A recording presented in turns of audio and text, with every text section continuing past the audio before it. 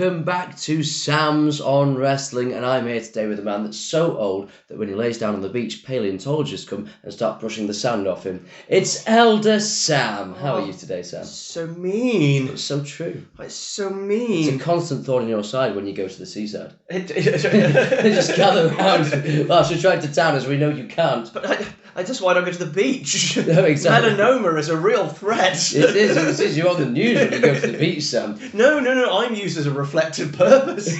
I'm used for clean energy. People come to me and power their electric car. Sam, you are a fossil fuel. Let's be frank. Oh, this is so cruel. Well, Sam, it's a taste of your own medicine. Just because I've got arthritis, just because I've got now hemorrhoids, does not mean that I am extraordinary. You're a burden to our health service. Just because I've diabetes. Yes, exactly. And on that note, before he comes down with something else...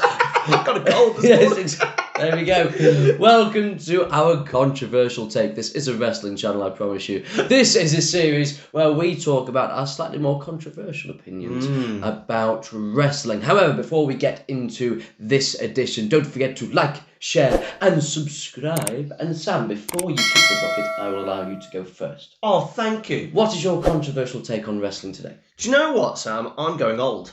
Well, older than me, in fact. Wow. Yes, wow. Exactly. This is the NWA. Do you know what? Technically, interesting. Yes, I am, as well as WWE, WCW. I'm sure AWA in there as well. I'm actually going older than me, but they have appeared in my lifetime, and you would have just missed out on a newer version of this team. I'm talking about a team that I think is incredibly overrated. I know what it's going to be. I don't think it is, but we're going anyway. No. Oh, really? No. Okay. I actually think they're fine. I actually think they're pretty good. Okay. But we're in the sort of era. I think this team is often put in the brackets of the greatest team of all time, and I just don't think it's true. Okay. And I'm going to controversially say, and remember, this is my personal opinion, this is a safe space to give controversial opinions, that the Legion of Doom are the most overrated tag team in the history of tag teams. Okay. Now, I will point out that this is, here's how I will explain why I think this. Everyone calls the Road Warrior pop because they are one of the most over, if not the most over tag team in the history of wrestling. Do we agree on that? Yes. The Road Warrior pop is a sentence that people have attributed, which has probably been replaced now by the Stone Cold pop now. But it was the Road Warrior pop first, and they were the most over tag team.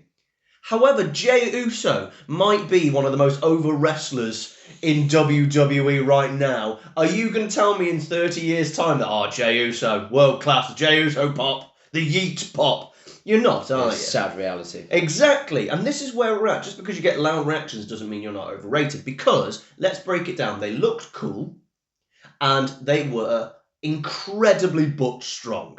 But the problem is, there's a reason they were incredibly booked strong. They refused to lose. And not just refused to lose, Sam, they refused to not take moves. They'll take a move and then Hawk would just straight back up as if nothing happened. The original Young Bucks. Literally the original Young Bucks. But it was hit me in a move, I'm now up and I'll just readjust my tights. Look, I'm not hurt. So it wasn't, I need to get up to do my next spot. It was didn't hurt me. Of course you're going to get over.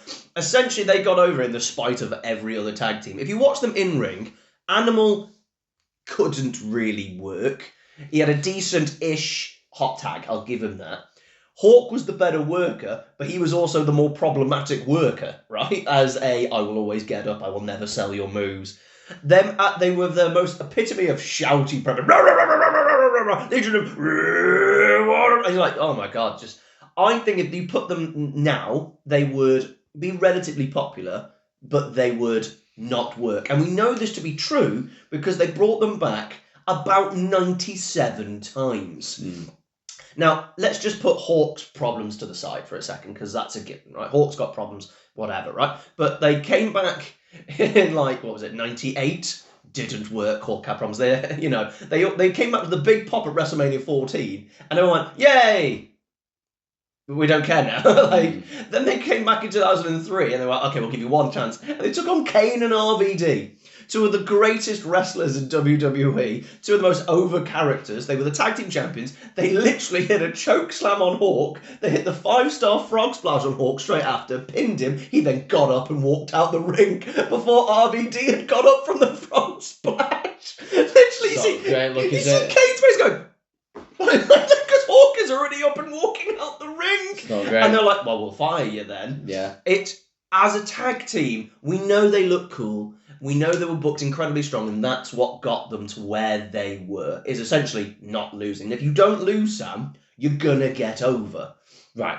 Here's my opinion on it, and I have a very limited knowledge of Road Warriors because I'm actually a young person. Baby Sam, of course. Yes, of course.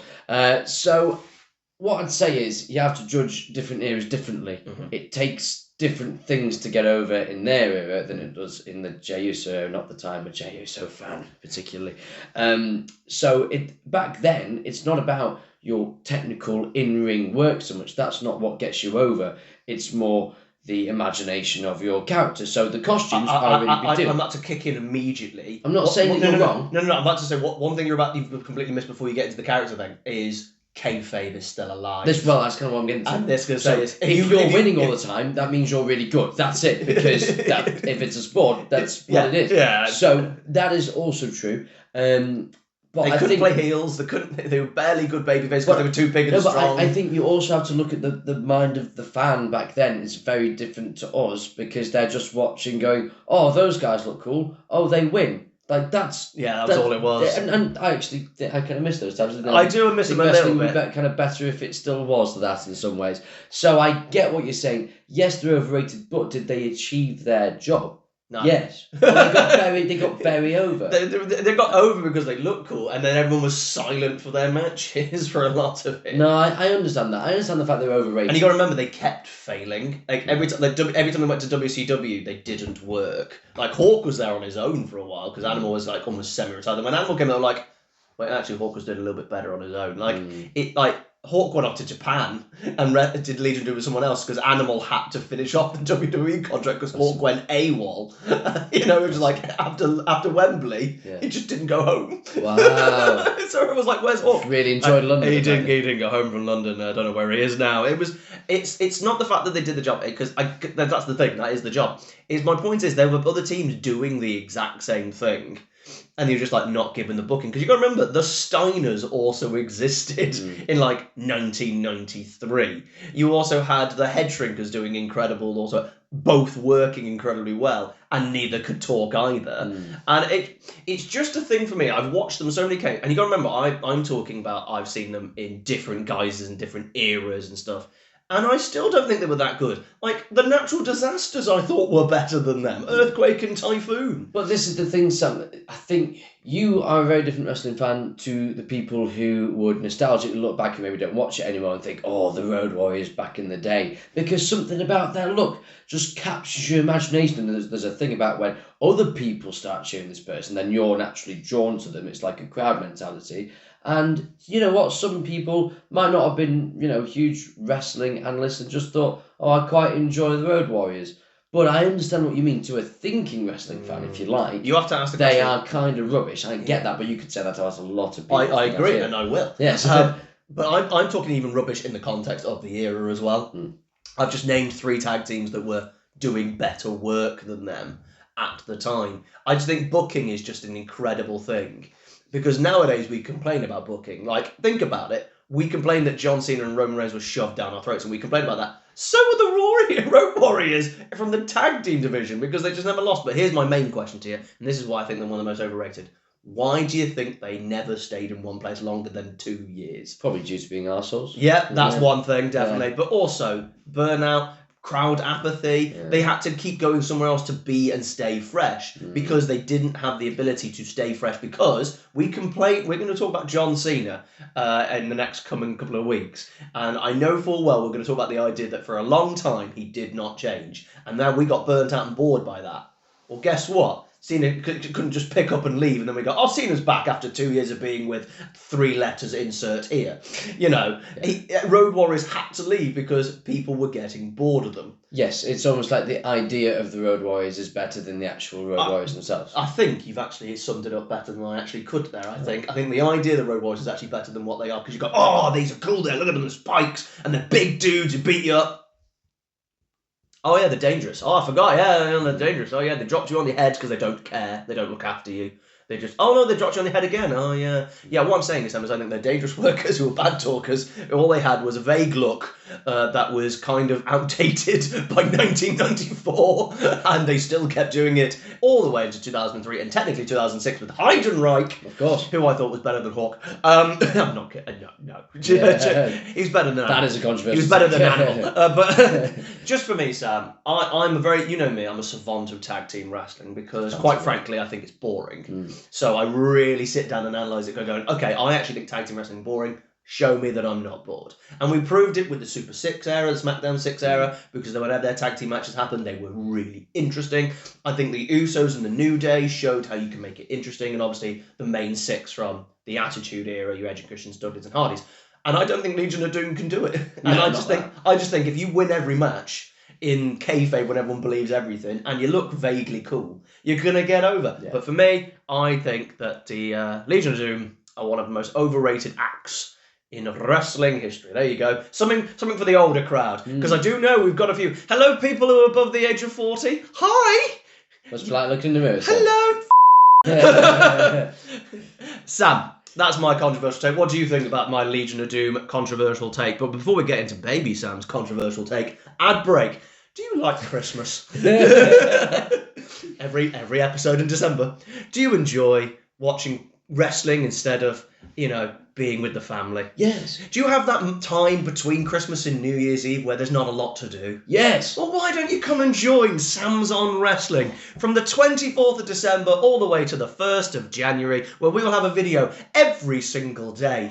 Do you like prediction videos? I love prediction videos. Do you like predictions of entire years? There's nothing I like more, Sam. Do you like predictions of WrestleMania cards? Oh my goodness, I'm about to explode. Do you like Christmas episodes made by you, the fans? I have exploded. Do you like New Year's resolution comedy bits about wrestlers? I've exploded again. Do you like other videos such as the best of WWE and the worst of WWE moments? I am now blown to smithereens. That's what we're going to do this Christmas. Come and join us from the 24th all the way to the 1st. We'll have a video every single day. And if you want to get involved with us, send us your controversial takes, send us your lockboxes, send us your quizzes, and we will potentially do them in 2026. But now that we've got the advert out of the way, yes. Sam, what is your controversial take? I think this links very well with yours, really, because you've gone with someone who you think is very overrated. I'm going with someone who I think is criminally underrated. I love it. It's almost like we planned it, but I will tell you now, we don't. Promise you, I haven't. They know we don't plan nothing. It shows in it comes across. Yes. But sometimes it looks like we plan stuff. Yes, exactly. Who do you think is criminally underrated? My controversial take is that Alexa Bliss is one of the greatest women's wrestlers of all time. I don't even think that's that controversial, but let's pretend it is. I think people think it is controversial. I don't think they don't put it in the conversation. This is what I mean. Yeah. I think people don't really seem to remember her, or really, at her peak, and she's actually doing great work now as well. They don't seem to rank her right at the top. It's always the four horsewomen that Bianca, get all the Rhea, even Paige to a certain extent. Because she gets the history, and then obviously you got Trish and Lita get theirs. Yeah, exactly. Well. And you're actually right. We've probably just named about 8-9 women already. And you could even throw in Toni Storm now, probably has the best character work of all time. Yeah. You could even throw in that. You're right, Alexa is never ever put in the conversation, but let's be honest here. When the Four Horsemen got to the main roster, Becky was floundering. Bayley didn't get there. No, but she wasn't good when she got to the main roster for a while. Vince didn't get it. I blame Vince. No, agreed, but back to the fact. Charlotte was already winning 17 titles and we were already sick of it. Yes. And Sasha couldn't win on pay-per-view and was also a bit dangerous, weirdly. She was a bit dangerous, and let's face it, Sasha's promos have never been very good. And they're still not now. No. But Alexa comes on and we're there going, she's green as grass. Why has she been called up? Then she wins the title very quickly because she calls up in 2016. Yeah. Becky wins the SmackDown title, and then she wins the title really quickly. Yeah. and then just goes on this 2-year run of being the best women's wrestler by miles. This is a pretty rough time in WWE, especially when you get into 2017. It's not. I don't welcome the Road Warriors. No, exactly. But Alexa Bliss was, for me, for 2 years, easily the best thing in the women's division. The company. She's a better talker for me than any 4 of the horsewomen. Becky comes close. I think Becky's better now, but at the time, no. In my opinion, I really like Becky, by the way. Yeah. But I think sometimes when she's playing a heel for me, I'm looking at her and going, what you're doing and saying is really good. There's just something about it that I just don't quite believe. Well, you know she's lovely. This is the thing. I think that's the thing. No. We know Becky's lovely. Yeah, there's just something where I'm going, it seems a bit performative to me. That's only me. That's my opinion. Whereas Alexa, it sounds natural. Yes, and I'm not trying to call Alexa a bad person here. You're naturally awful. Yes, exactly. You terrible person. She's brilliant. She's one of the few people that can actually, in the modern era, really control a crowd in the palm of her hand. I'm thinking like the What Chance. Yeah. The way that she would respond to those with apathetic crowds, and she would actually get them invested and get organic heel heat just from her talking to them and not even angles. Like, she could do that. She's a fantastic heel. But for me, Sam, it's a versatility. Yeah, she's shown as a character she can do so many different things. Instead of a talk show, she's actually been a decent babyface. I wouldn't say great, but decent. She's done a lot of different angles. And I think now that she's kind of beloved, now she's a way better babyface. Yes. Because now she's got the crowd with her. She doesn't actually have to do anything different. I.e. Roman Reigns. Roman Reigns didn't have to change his tribal chief character. People just loved him. So like, I'll just be the same person. Don't get me wrong, it makes character growth a problem. Yes. But it does mean it's like, I'll support you anyway. Yes. And so she has that. She's shown that she can, therefore, be a really good babyface. Again, she had a talk show, but even as a heel, she's the kind of heel that's a great foil for the babyface. She gets the babyface quite over. We've talked about this a lot. Yeah, we've talked about this a lot. The idea that Paul Heyman talked about this. When you're doing a promo, the idea is you're meant to put over the match and put over your opponent, i.e. one of the reasons The Rock could arguably not one of the best talkers of all time. Because Rock is the best talker of all time in my eyes. However, at the same time, he is the most selfish man on a microphone there has ever been. Alexa doesn't do that, unless she's feuding with Bayley. But made to by Vince. But like, no, I tell you what, it's frustrating when somebody isn't helped, because I actually have another controversial take that won't sound controversial, but when you think about it, you go, oh my god, you're actually right, and I will do that. Do you know what? I'll do it for the next controversial video. How about that? Excellent. One that's not the fans one, I will do it. I will bring it. I'll write it. I'll put it in my thing. Yeah. But like, so I sent you a go. Hey, you did this. I'll do one, and you'll go. That's not controversial. And then you go. Actually, because that's what you did at the start of this. Yeah. And I've got more as well. Look at the Bray Wyatt character that she did. Yeah. Like the fact that she was able to do that, and she nailed it to the point where she was outshadowing Bray. She was the more overacted. Well, so much so that Bray was taken off telly. Yeah. And Alexa carried on. Yeah. And it was more interesting because it wasn't working. The Fiend character wasn't working at that point. No, it needed to. Because it was behind closed doors. Yeah. The Fiend character, like Matt Hardy's character when he was broken, he was doing broken in AEW. He was like, you need people to say delete. Yeah. And Bray Wyatt would need people around. You can't be this spooky character with screens. It doesn't work. No, really. But Alexa made that work because they went, all right, we'll do things like, I'll get covered in black goo and, you can try and set me on fire. Great stuff. Yeah, she had a feud with Randy Orton and people actually quite liked it. Doesn't she have a pinfall victory over Randy Orton? She does have a pinfall victory over Randy Orton. But she made that where people weren't looking at that and going, oh, this is absolutely rubbish. Maybe some people, but I think it was quite a popular thing at the time. Especially Thunderdome. Exactly. So she's done so many different things, and I really love the fact that she got a huge pop when she came back at the Rumble in 2025. Arguably the biggest pop of the year. Yeah, absolutely. And I'm really happy that she's starting to get flowers now, but I feel like she's not thought of in that real top echelon. And I think she should be. I think she's a better talker than most of the women that we've just named. I reckon, out of everyone we've just named, I would put her second. I think Becky is better. That's my point. You're arguing the best. Like, the only person I could argue in the history of wrestling who's a woman, who could be equally a promo is now Trish, but she had 20 years to get to that stage. Because when Trish comes out now, she's an excellent talker, sort of thing. So we're now putting her in the, Becky and Trish, who are regarded as the two greatest of all time. That's the position we're talking from a promo standpoint. And she's not that brilliant in the ring, but she can definitely hold her own. She's had some very good matches with people, and she's always looked safe as well. The only thing I'd want to change her in the ring, and I think Zelina Vega has the same problem, right? When they are trained to run the ropes, I think men train women. That's the problem. We don't actually have women trainers. And men go, you run the ropes this way. And they're going, and they always run and hit the top rope. And you hit the top rope because you put your shoulders underneath. But Alexa and Zelina Vega, that's where their head is because they are going to go tiny. So they always end up looking really slow running the ropes. And they're going, watch Rey Mysterio. Hook the second. He hooks the second rope. And you're that small. And then you can start running faster. And you watch a lot of the Japanese women do that as well. They actually understand to do the second rope. And I think that's one of the things that it's like, I wish Alexa had been trained by some... Well, this is the thing. In 10 years' time, we're going to have women trainers who are going to be unbelievably good because the women's workers are now. They've started from about, 2012 in America wrestling. This is obviously that's when the women's wrestling really kicked off, when they had more than two who could wrestle, and they will start doing a lot of the training because you need women to train women because they're different. There are different sizes.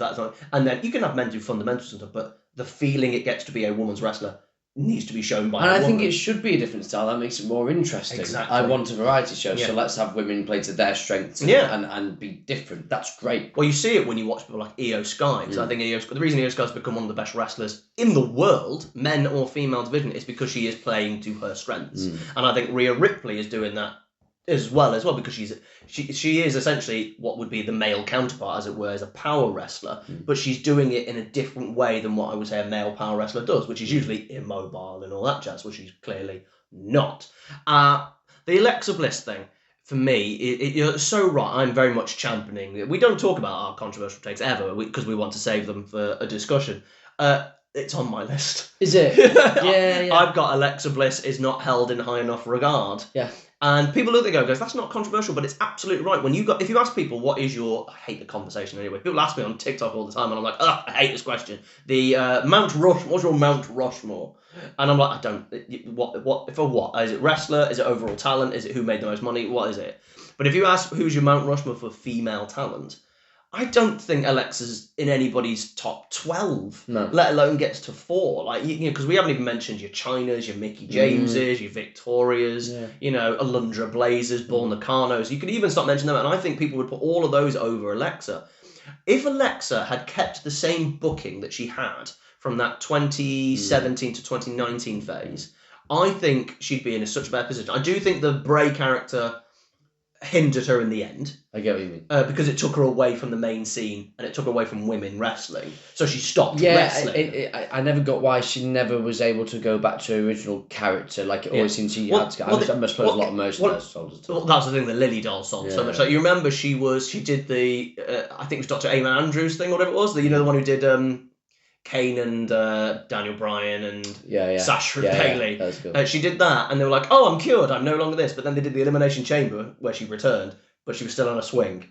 And you're like, "Oh, so are you saying you're in control of the character now rather than being controlled, or have you not got over?" And it's just Vince like blah blah blah blah blah blah on a swing, and you're just like it was a cool visual of being on a swing and a pod, but you've just done this psychological testing thing that's got her away from the character, and then obviously she got pregnant and was away for a long time, and I don't know if that's what's caused it. The Bray Wyatt into pregnancy, and she was gone for a long time. And as she should be, she can be wear as long as she wants. She looks great, by the way, absolutely. Fair play to her. And looked great in the ring as well, by the way. I think she looks great in the ring too. And I don't know if that's what it feels like people in their mind have surpassed her almost. So, she almost like she stayed stationary. Do you reckon that's why? Maybe. But I'll round it off with one more thing. One last achievement she has done. She's done the unthinkable. She managed to get Charlotte Flair over in 2025. And for that alone, she deserves to be in the conversation for anyone's Mount Rushmore. She's the greatest of all time because of it, Absolutely. Forget John Cena. No one could have got that. No one could have done that. No one could have done that. She did that. So what do you think? What do you think about Alexa Bliss? What do you think about the Road Warriors? Could Alexa Bliss be more over than the Road Warriors? She's better in the ring. She's better at talking. And she looks cooler. Thank you very much for joining us. Please don't forget to like, share and subscribe. Go also follow the Wrestling Main Event Network, in which we are proud members. The link is in the description. Some incredible blogs and videos if you enjoy wrestling. There's way more they talk about. They talk about stuff that we don't talk about, such as NXT. Oh, yeah. We don't do that.